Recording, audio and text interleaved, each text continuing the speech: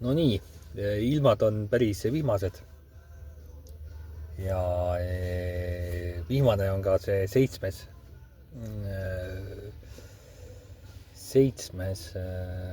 challenge'i päev. et oligi kohe esimene mäng, mis läks, oli Bondari ja Svitolina vahel. Et ma panin, et Bondar saab seal 5 setti kätte, onju. Et noh, et kas või 2-6 ja 2-3 onju, aga ei saanud. sai 3-6 ja 1-6. et läkski kohe esimese, sellega läks kohe. et see huvitav on see panustamise asi, et siis, kui paned nagu täiega sellele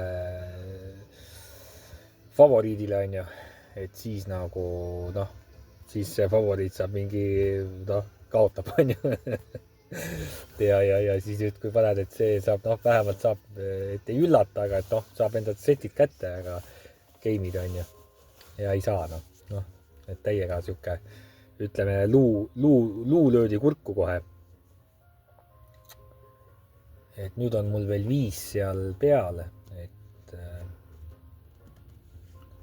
et nüüd on see küsimus, et kas siis jätkata selle 5-ga, et panna need, mis on järele jäänud, et need siis panna, et võib-olla lähevad kõik need, mis jäänud on seal.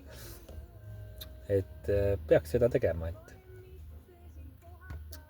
et siis võib-olla neid nõrgemaid siis nagu vältida niimoodi või. et pigem nagu nendele tugevamatele panna.